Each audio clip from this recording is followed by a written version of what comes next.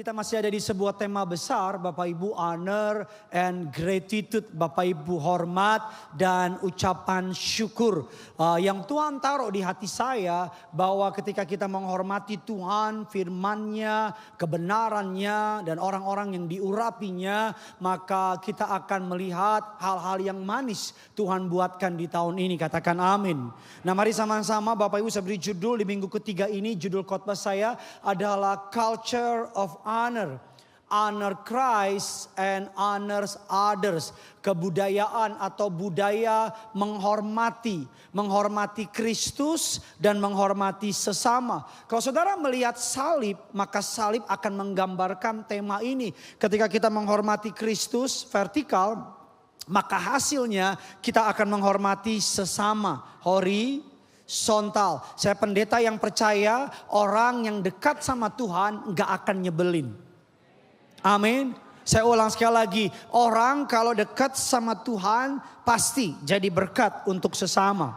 Amin saudara. Itu keyakinan saya. Mari sama-sama kita akan belajar Roma 12 ayatnya yang ke-10.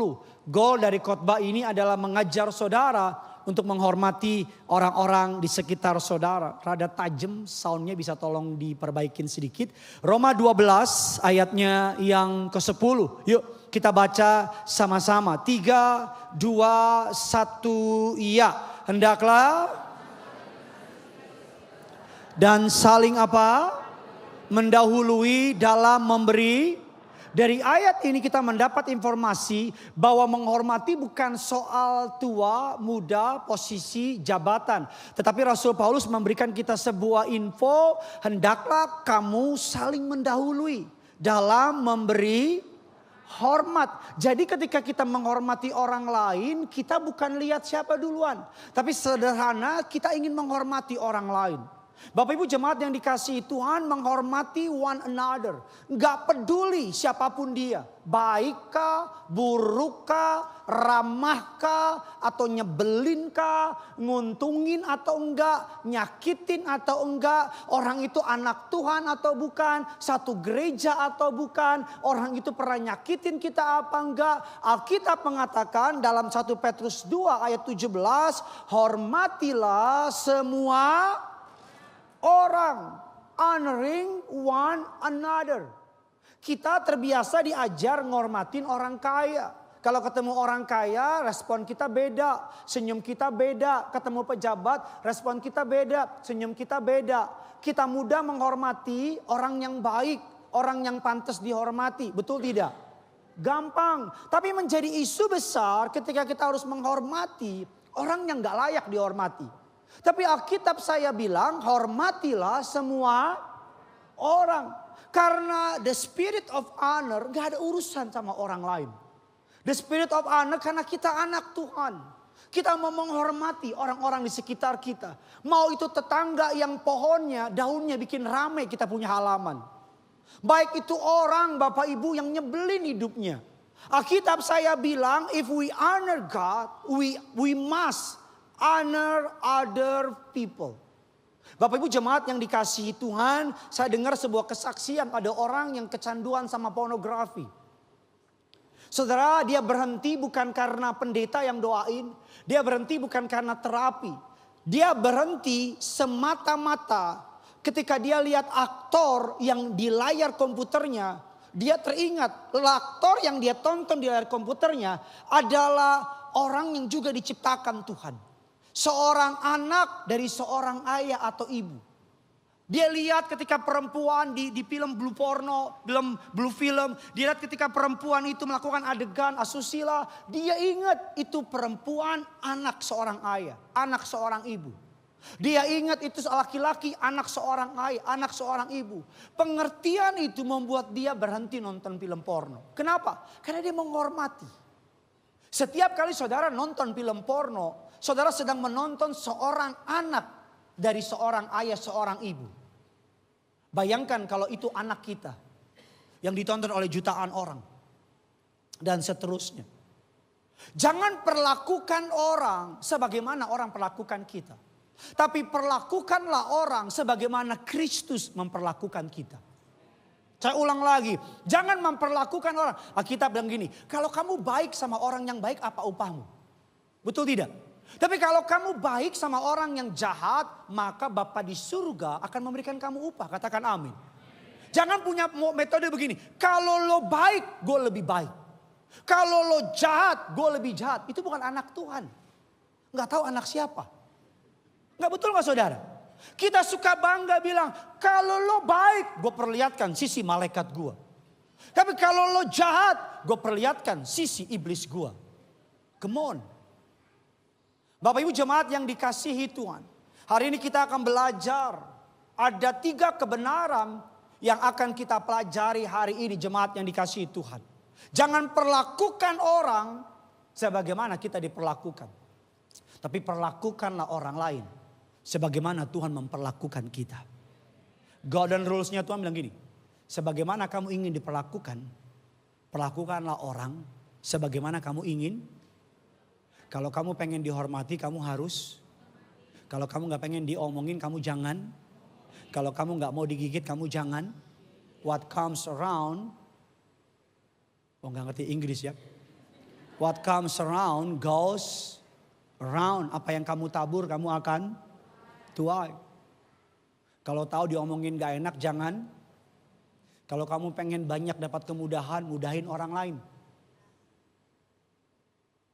Ada 3 kebenaran yang saya bagikan sama saudara. Yang pertama, honoring marriage. Menghormati pernikahan. In the modern era, kata cerai udah bukan lagi kata yang tabu. Di modern era, Gen Z atau generasi muda zaman sekarang, mereka lebih sibuk sama the wedding daripada the marriage. Mereka sibuk sama resepsi. Mereka sibuk sama baju pengantin. Mereka sibuk sama foto pre-wed. Ada banyak orang foto pre-wednya sampai di bawah laut. Blok. Padahal survei membuktikan orang datang ke resepsi nggak perhatiin foto pre-wed. Betul tidak? Mereka sampai di resepsi yang mereka tanya pertama, di mana somai babi itu? Betul? Dia makan somai babi baru dia lihat. Dia bilang, ih ceweknya kok cantik. Laki-lakinya kok jelek. Teman kita bilang, tapi kaya. Oh.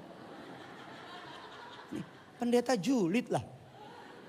Banyak orang Bapak Ibu nikah sibuk sama gaun pengantin. Padahal gaun pengantin cuma dipakai sekali. Kalau kau mau keren pakailah hari Minggu ke gereja. Padahal orang bilang udah gila ini orang. Bapak Ibu marriage. Kejadian 2 Allah menciptakan Adam. Ketika Adam masih sendiri Allah mempercayakan hanya Taman Eden. Tapi ketika ada Hawa, Allah mempercayakan bumi, kuasailah bumi. Kejadian 2 kisah pernikahan, kejadian 3 iblis muncul. Iblis muncul ketika ada pernikahan. Karena pernikahanlah yang membuat Allah memberikan hak dominion, menguasai bumi. Makanya gak heran pernikahan banyak diserang oleh iblis. Dalam Kidung Agung, ayat yang ditulis oleh Raja Salomo, raja yang paling berhikmat. Dia dikatakan dalam Kidung Agung 1 dan 2 kisahnya falling in love. Tapi Kidung Agung sisanya konflik, ketegangan, ribut-ribut dan seterusnya. Baca Alkitab saudara. Bahkan di Kidung Agung 5 dicatat oleh Raja Salomo, kekasihnya mengetuk pintunya nggak dibukain. Ini ayat ditulis 3000 tahun yang lalu. Masih kejadian sampai hari ini. Suami telat pulang. Istri kata, ya. Kejadian 5 ayat yang ke-8, dia bukain pintu, kekasihnya udah pergi. Kenapa? Tidur di mobil dia. Hari ini saya akan ngajar saudara. Ide utama dari pernikahan adalah bertarung untuk pernikahan Anda. Bukan di dalam pernikahan Anda. Saya ulang lagi, bertarung untuk... Bukan bertarung di dalam. Musuh rumah tangga kita bukan suami. Musuh rumah tangga kita bukan istri. Musuh rumah tangga kita adalah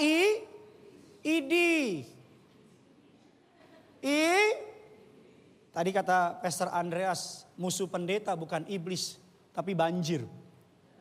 Tapi hujan katanya. Ada banyak orang rumah tangga dipikir musuhnya suami. Kita harapin apa sih?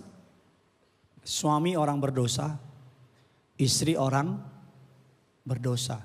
Ketemu dua orang berdosa. Makanya pernikahan Kristen gak boleh ada orang ketiga. Tapi harus ada pihak ketiga. Siapa namanya? Yesus. Ini saudara yang hujan di luar kok yang dingin di dalam sih? Saya akan kasih saudara 6 aturan dalam berkonflik. The 6 rules. 6 aturan dalam berkonflik. Bagi yang jomblo, biar khotbah ini jadi berkat buat saudara. Pak, masih lama, kita gak pernah tahu kapan jodoh datang. Siapa tahu engkau keluar, banjir, ada perahu karet. Kau naik, samping kamu banjir, iya. Jomblo, iya. Yuk kita nyelam bareng. 6 aturan dalam berkonflik. Yang pertama, catatan saudara. Yuk biar gak sepi-sepi amat di gereja. Kasih tepuk tangan dulu yang dahsyat buat Tuhan kita. Yang pertama, dalam berkonflik dilarang memanggil dengan nama buruk. Apa maksudnya? Jangan gunakan kata-kata yang menghina identitas pasangan. Ketika saudara sedang berkonflik, mari diskusikan masalahnya. Bukan serang orangnya. Saya ulang lagi, diskusikan masalahnya, bukan serang orangnya. Kalau serang orangnya kayak gini nih, memang kamu dasar bodoh, gak ada otak. Istrinya bilang, kamu gak ada otak. Anak-anaknya bilang, lo berdua gak ada otak. Itu serang apa? Orangnya, serang identitasnya. Tapi kalau diskusikan masalahnya, mama kecewa, papa lupa bayar tagihan listrik. Diskusikan, karena ketika pasangan mulai menyerang identitas, maka pasangan menjadi juru bicaranya iblis. Entah berapa banyak rumah tangga, isunya cuma masalah bayar listrik, ributnya sampai kemana-mana. Yang kedua, mari kita cepat saja. Yang kedua, ketika lagi berkonflik, dilarang meninggikan suara. Never raise your voice. Karena ketika pasangan lagi berdiskusi, salah satu mulai meninggikan suara atau berteriak, maka dari mencari solusi bersama akan berubah menjadi perang terbuka. Biasanya kalau salah satu mulai nada tinggi, cuma 2 kemungkinannya, fight atau flight. Ngerti kan fight atau flight? Kalau orang Batak pasti fight. Kalau istrinya Batak, Ambon, Manado, kia pangan.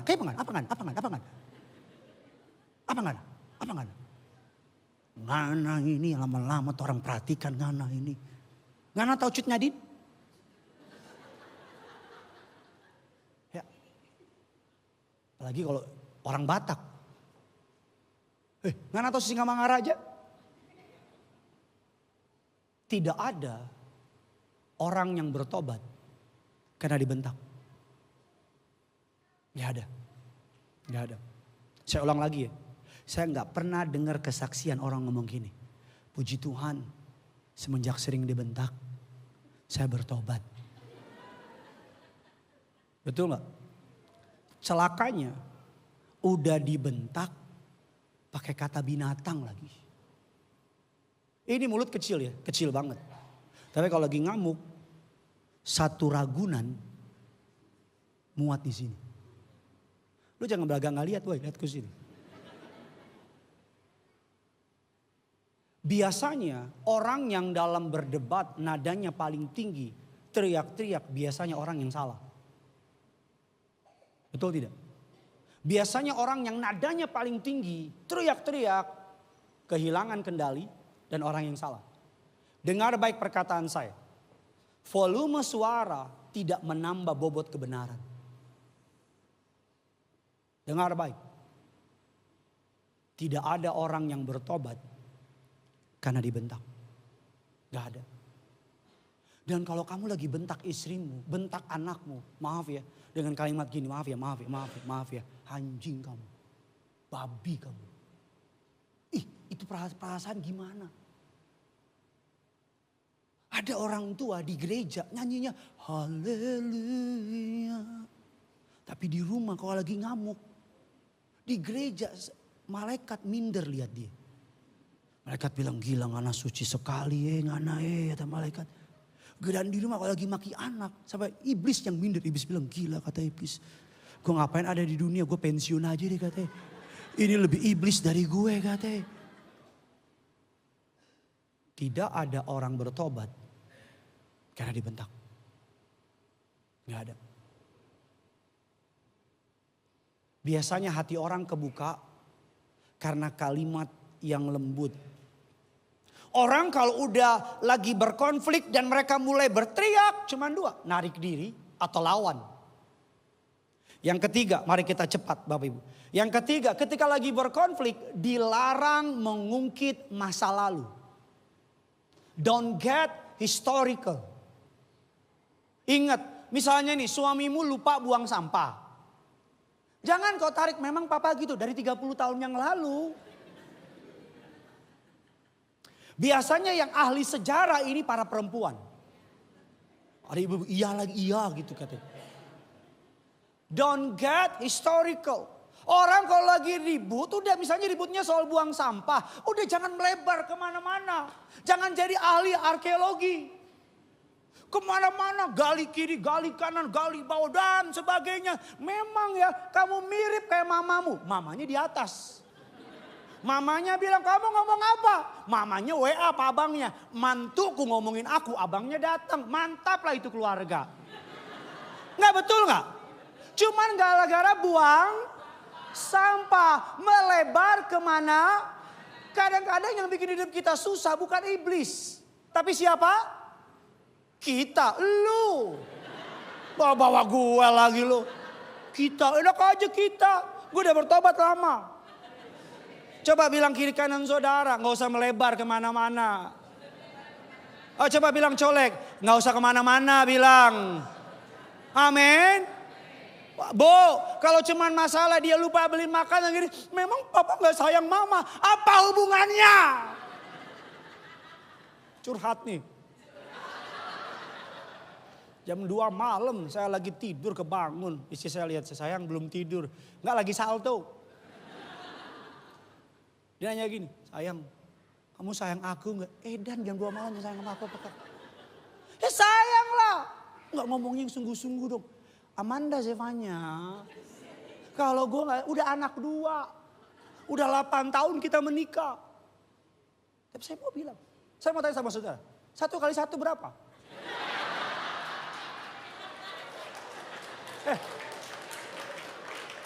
Gubernur Jawa Barat siapa? KDM, Bapak Aing. Kalau nanya yang make sense dong. Lu kayak gini aja lo tahu lo. Wiran yang gak tahu dibingung. Ngomong apa gini sih? Bisa tambah 1. Don't get historical. Orang, karena waktu saya gak banyak. Orang yang suka nyimpan kesalahan orang lain dan dibawa-bawa keluar akan membangun budaya. Orang gak mau ngaku salah. Anak gak mau ngaku salah. Suami gak mau ngaku salah. Kenapa? Karena kalau ngaku diungkit-ungkit. Waktu zaman Yesus papa juga begitu. Diungkit-ungkit. Yang keempat, ketika lagi berkelahi atau lagi ribut, dilarang menggunakan kata selalu atau tidak pernah. Memang papa tuh nggak pernah nggak telat jemput aku, lebay. Memang tuh papa nggak pernah sayang, hindari kalau lagi ribut bapak ibu jangan hiperbola, bilang kiri kanan saudara. Kalau lagi berantem jangan lebay. Amin. Kata kamu nggak pernah mendengarkan aku. Akan membuat lawan bicara kita akan berusaha membuktikan bahwa mereka salah. Jangan pakai kalimat gak pernah. Yang kelima, mari kita cepat.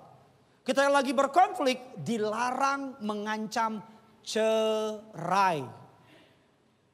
Ada orang kalau ribut, oh kita cerai aja, kita cerai aja. Orang yang kalau dikit ribut minta cerai, itu orang yang manipulatif. Oke, kalau kita cerai. Orang yang dikit-dikit ngantem cerai, Bapak Ibu adalah orang yang manipulatif. Dan saudara kalau menikah harus dari awal punya prinsip. Bahwa cerai bukan pilihan. Tutup pintu pelarian. Jadi kalau ribut, mau seribut apapun, perbaikin. Gak ada kalimat cerai. Mau sehancur apapun, perbaikin.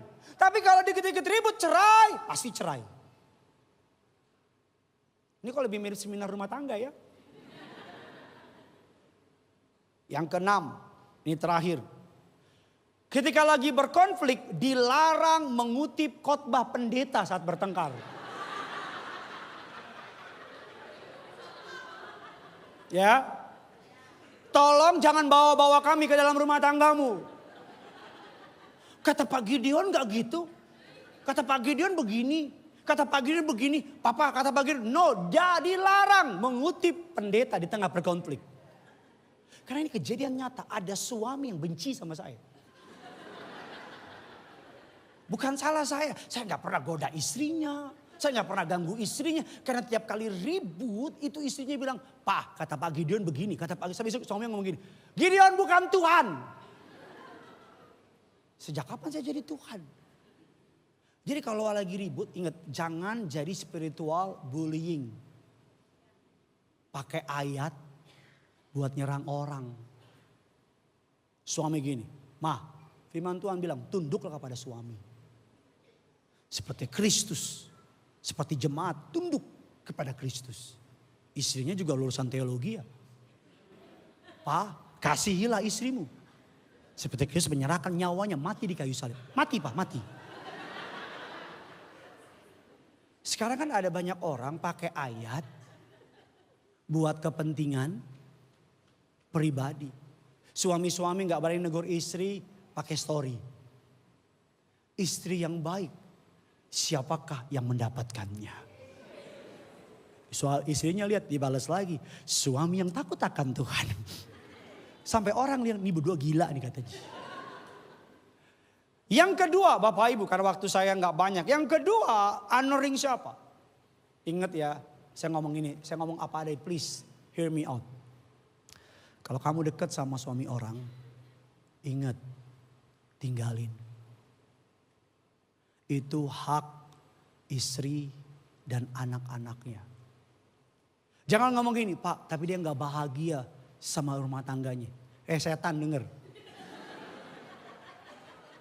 Bodoh marah-marah, bodoh amat. Bodoh amat.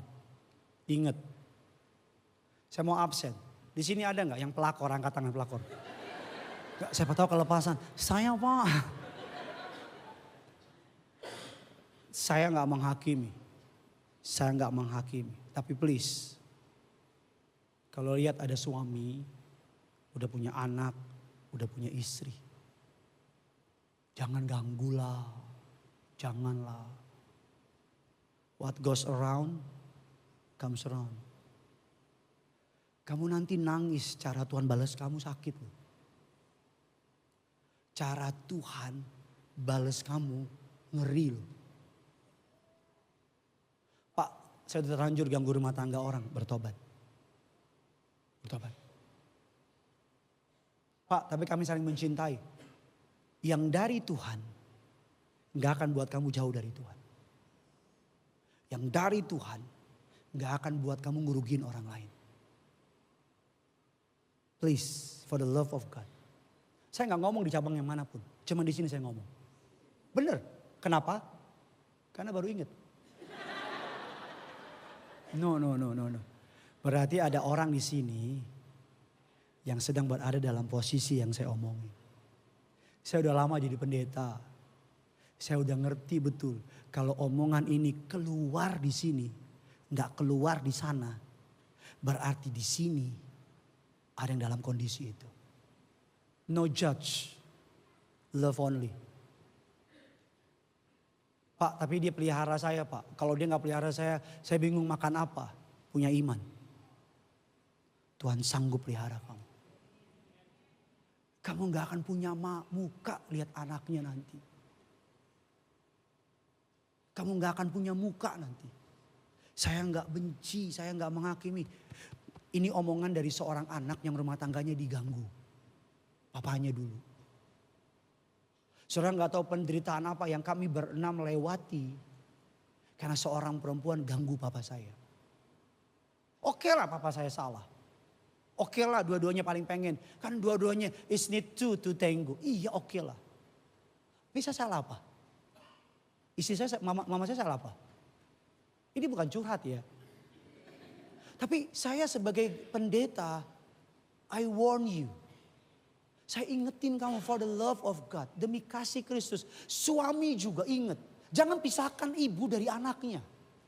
Tidak ada penderitaan yang paling berat. Senin sampai Selasa di rumah papanya. Rabu sampai Jumat di rumah mamanya. Yang ini panggil mama, yang ini panggil bunda.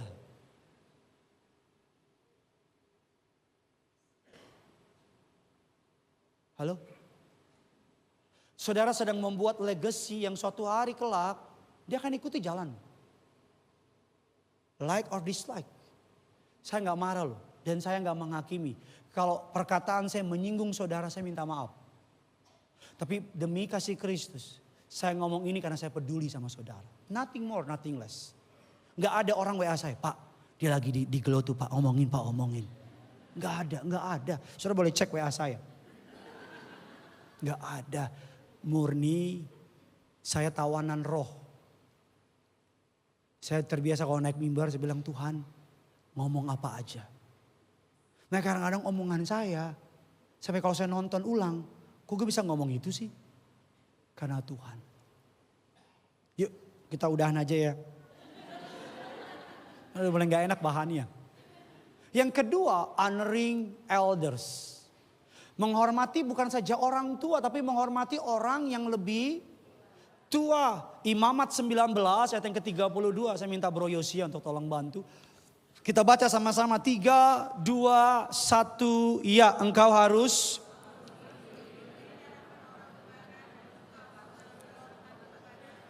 Dan engkau harus takut akan Allahmu. Akulah. Saudara perhatikan deh, ada yang menarik dari tata ibadah, dari tata ayat ini. Dikatakan Bapak Ibu jemaat yang dikasihi Tuhan, kata takut akan Tuhan dikaitkan dengan menghormati. Engkau harus bangun berdiri di hadapan orang ubanan. Engkau harus menaruh hormat kepada orang yang. Saya mari jujur, saya disclaimer di depan. Kalau setuju bilang setuju, kalau enggak bilang enggak setuju. Generasi sekarang itu lebih pintar dari generasi yang sebelumnya. Canggih dalam teknologi, canggih dalam bahasa Inggris, canggih dalam pengetahuan. Kita tuh generasi di bawah saya itu melek teknologi. Saya ngantar anak saya ke sekolah, anak 2 tahun udah jago bahasa Inggris. Karena orang bule. Anak zaman sekarang kalau soal pengetahuan knowledge nih. Kalau soal pintar nih. Kalau soal teknologi nih. Kalau soal yang namanya kecanggihan zaman nih. Desain lah, gambar lah, coding lah nih. Tapi soal etika nih. Zaman dulu kalau ketemu orang tua kita gini kan. Om, Tante. Zaman sekarang apa? Betul nggak? Ingat perkataan saya. Ambil dagingnya, buang tulangnya. Peradaban barat keren. Tapi ambil dagingnya, buang ikan. Ambil ikannya, buang durinya. Peradaban barat keren, teknologi keren. Tapi saya lebih suka budaya timur.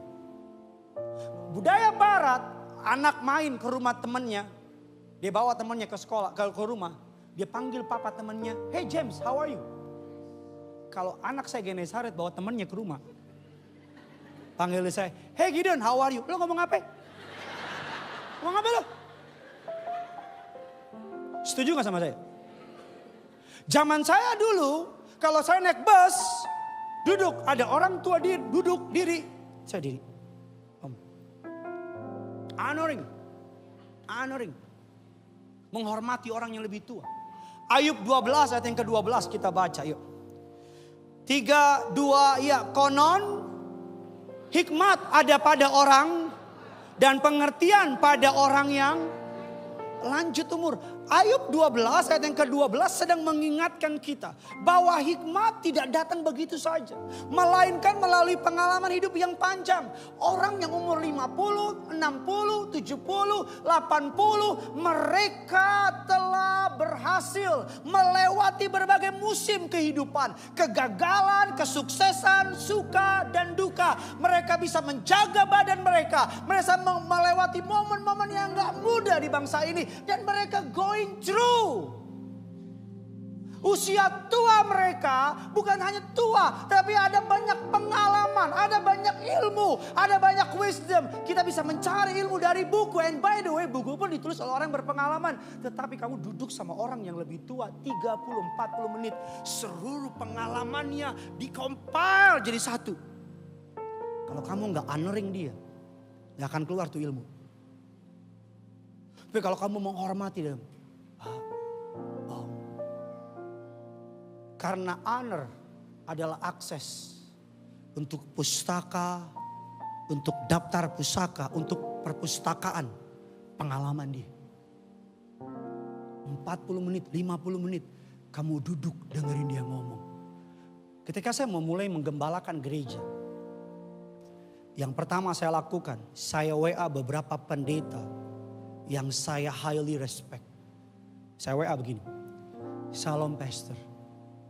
Perkenalkan saya Gideon. Saya sedang merintis sebuah gereja. Dan saya diberkati oleh pelayanan pastor. Saya boleh minta waktu gak untuk berbicara? Untuk ngopi-ngopi dan belajar. Saya mau dimentorin. Waktu, tempat, jam. Saya ikut pastor. Saya WA, ting, gak dibales. Saya WA lagi. Dengan kalimat yang berbeda gak dibales. Saya minta tolong teman saya yang kenal dia. Tolong dong, punya waktu boleh gak?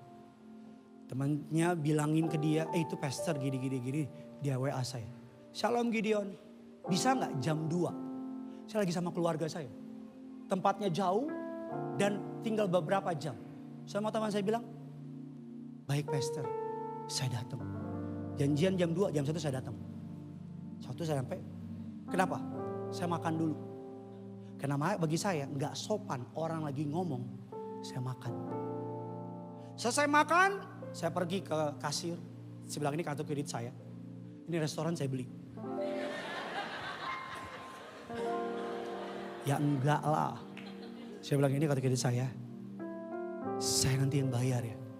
Saya bilang, Mbak, harus saya yang bayar. Please, saya mohon. Dia datang nih, jam 2 kurang. Datang masuk, dia lihat saya udah ada. HP saya enggak begini, tapi begini. Depan dia segini. Dia lihat tuh. 2 jam dia ngomong, saya lock my eyes sama dia. Saya catat, Pastor, kalau gereja lagi gini. Respon harus gimana ya? Oh begini Gideon, catat lagi. Pastor, kalau kita khotbah udah bagus-bagus. Terus jemaat cuman diem, itu gimana ya? Oh saya belum pernah ngalamin sih Gideon katanya. Memang kasihan juga kamu ya katanya. Selesai ngomong 2 jam. Saya beliin beberapa makanan. Orang kayak gini gak butuh duit. Duitnya banyak daripada saya. Orang gini butuh dihormatin. Mau Musa juga yang khotbah di sini. Kalau kamu sibuk sama HP-mu. Gak ngormatin firman Allah. Gak dapat apa-apa. Saya tahu ada banyak dari saudara yang mungkin lebih pintar dari saya. Lebih kaya dari saya. Mungkin kamu di kantor CEO. Mungkin kamu di kantor presiden, direktur. Mungkin kamu pejabat tinggi. Mungkin kamu di kantor dihormati. Tapi in the presence of God. Dalam hadirat Allah. Kalau kamu gak menghormati siapapun yang bawa firman di depan. Bukan saya yang rugi. Kamu yang rugi. Kerugian bukan di saya. Setelah dia selesai, beres. Oke Gideon terima kasih ya. Saya antar pastor. Saya antar ke mobilnya.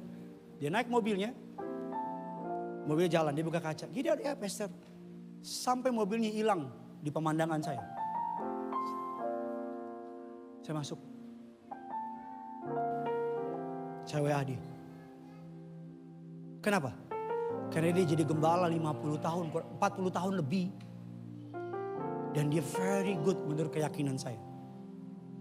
Seluruh pengalaman dia di-compile 2 jam sama saya.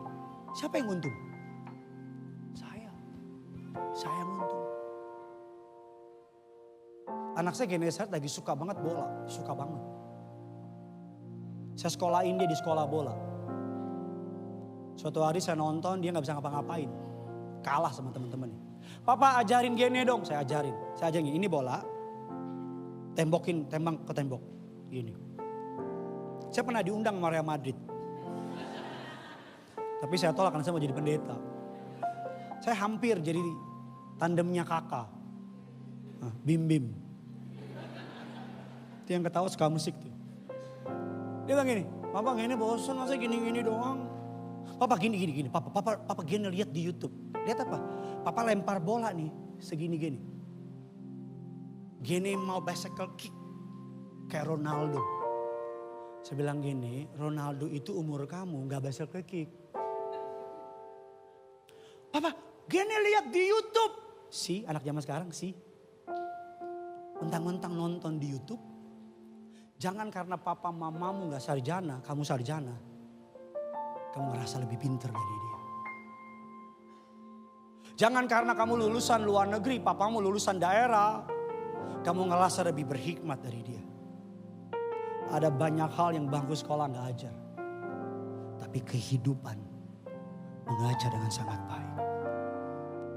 Kalau kamu gak menghormatin orang yang lebih tua. Gak ada honor. Maka akses gak akan dibuka. Kenapa kita bayar seminar-seminar mahal? Karena kita mau belajar dari orang yang kita anggap berhasil. Kenapa kita beli buku toko-toko dunia? Betul tidak? Honor. Young people, hear me out. Anak-anak muda, kalau saudara diberkati oleh pelayanan saya, dengar baik perkataan saya. Dengar baik perkataan saya. Kasih telingamu. Dari caramu memperlakukan orang yang lebih tua, itu berbicara banyak tentang karakter kamu. Ketemu sama yang lebih tua, makasih om. Betul?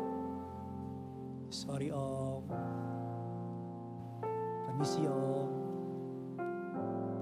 Kalimat magic word kita bilang. Kalau lagi di gereja, ada orang tua yang diri, kamu duduk, diri. Diri, dia bilang, om silakan duduk. Kalau tiap minggu memang males itu om. Tapi ya hormati. Honor. Saya gak bisa bahas lebih dalam karena waktu saya sudah habis. Yang ketiga adalah honoring children. Honoring marriage, honoring elders, honoring children. Menghormati anak-anak. Anak-anak. Saya banyak dapat DM ketika saya mengajar menghormati orang tua. Pak, gimana kalau orang tua saya abusive? Gimana kalau orang tua saya cuma minta duit? Gimana kalau orang tua saya bla bla bla bla bla bla? Saya akan tutup dengan ini. Kita hidup di masyarakat yang dikenal dengan namanya sandwich generation. Betul ya? Dia nikah, punya tanggungan istri sama anak. Tapi di saat yang bersamaan dia perlu kasih bulanan sama orang tua. Celakanya gajinya di bawah UMR. Nggak kasih orang tua takut dikutuk. Kalau mau kasih tapi kurang. Jadinya gimana? Jadinya banyak rumah tangga kayak begini. Suami karena gak mau ribut kasih ke orang tuanya sembunyi-sembunyi. Ma ini ya, jangan bilang-bilang sama istriku. Atau suami istri pura-pura miskin. Biar kalau orang tuanya lihat takut dimintain. Ini dari diam saudara, entah ngalamin entah apa saya gak tahu. Tapi dengar baik. Anak bukan beban, anak bukan investasi. Anak bukan beban, anak bukan investasi. Jangan berpikir gini, mama udah gedein kamu. Udah gede kamu wajib urus mama. Saya percaya itu harus diurus. Tapi jangan kasih beban. Saya gak bisa ngomong lebih dalam lagi karena waktu saya seperti saya bilang tadi.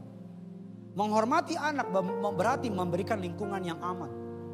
Enggak menormalisasikan kekerasan. Di sini siapa yang dididik dengan gaya VOC? Saya zaman kecil saya dididik papa saya tentara. Kalau mukul saya bapak ibu nih, kalau nggak bunyi telinga belum afdol. Papa saya kalau nampar nih, dingin, saya mau nangis, jangan nangis, ya pasti nangis lah.